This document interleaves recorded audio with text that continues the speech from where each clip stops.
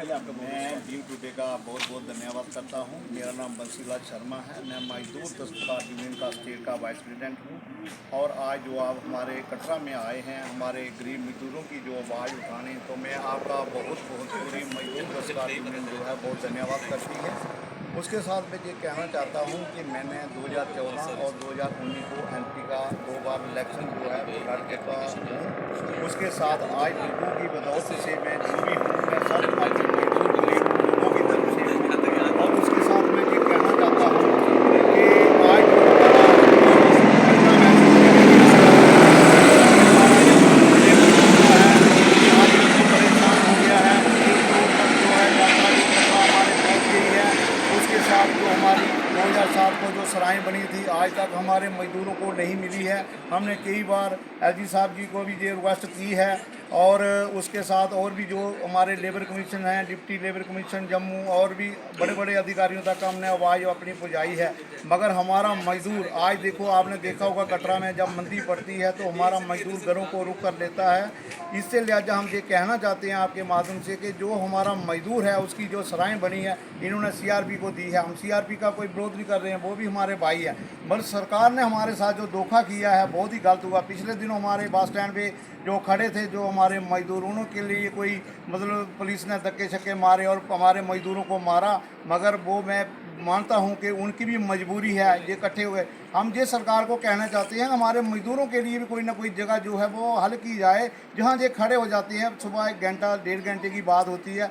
उसके साथ हमारा मजदूर जो है उसके लिए हमने ये भी कहा था कि आधे रेट पर कोई सस्ते रेट पर जो है राशन की दुकान जो है वो होनी चाहिए। जब मंदी पड़ती है, इनको ना दिहाड़ी लगती है, तो इन लोगों को बहुत ज़्यादा दिक्कत आती है। उसके साथ मैं ये कहना चाहता हूँ कि सरकार से हम लोग जो है कोई नौकरी नहीं मांग रहे हैं।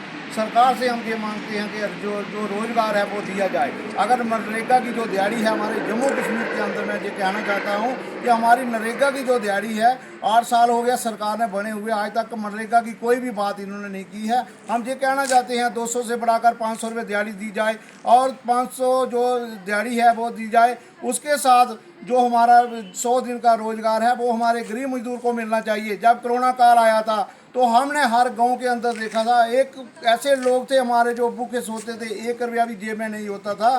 तो हमें वो टाइम भी देखा है। आज सरकार बड़े बड़े वायदे करती है मगर हमारे गरीब मजदूरों के लिए क्या हो गया। आज 1150 रुपये का सिलेंडर हो गया, आटा 38-40 रुपये किलो आटा हो गया। अगर जिस मजदूर के घर 5 किलो आटा लगता है, दिहाड़ी नहीं लगेगी, वो आटा कहाँ से लेगा। इसलिए मैं सरकार को ये कहना चाहता हूँ, काम तो आप बहुत अच्छे कर रहे हो मगर हमारे गरीबों के लिए जो महंगाई है या रोजगार है उसकी बात भी कीजिए। नौकरी तो नहीं मांग रहे हैं। मैं आपसे एक चीज़ पूछना चाहूँगा कि माता वैष्णो देवी की यात्रा में जो यात्री आते हैं उनसे जुड़े हुए जो मजदूर लोग हैं उनकी इस समय यहाँ पर संख्या कितनी है?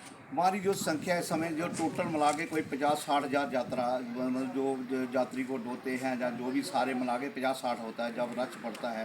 तो सरकार की तरफ से क्या यहाँ पर इनके लिए कोई इंश्योरेंस पॉलिसी या कुछ ऐसी चीज़ें हैं? इनका यही है, जो भी है कोई भी पॉलिसी जो है वो नहीं है और ना ही आज तक हमें कोई दिखाई दी है। एक इनका खाली लेबर कार्ड जो बनता है, हमारा जो लेबर डिपार्टमेंट जो बनाता है उसके थ्रू ही इनको जो है कोई जो बेनिफिट होता है वो होता है। बाकी इनको कोई श्राइन बोर्ड की तरफ से जो कि पूरी व्यवस्था को चलाता है यहाँ इस पूरी यात्रा को, क्या उनकी तरफ से इन मजदूरों के लिए कोई ऐसी व्यवस्थाएं बनाई गई हैं?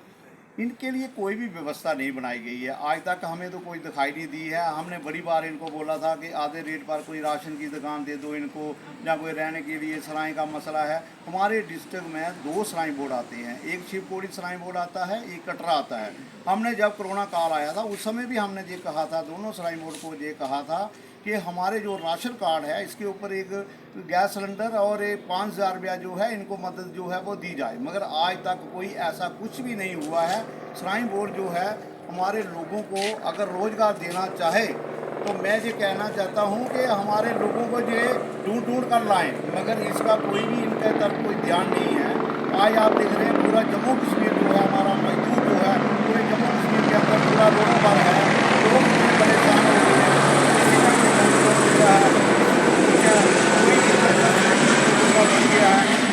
मसला है वो जो है नहीं हो रहा है।